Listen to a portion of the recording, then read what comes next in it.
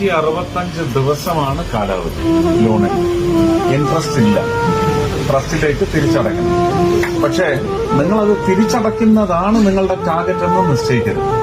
എനിക്കിതിന് ഒരു 10 ഇരട്ടിയായിട്ടുള്ള കൈക്കൂലി തരേണ്ടി വരും. കൈക്കൂലി എന്താണ്?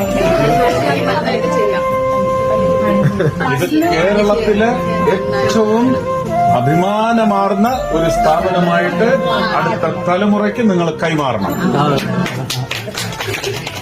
അതാണ് എനിക്കുള്ള കൈക്കൂലി.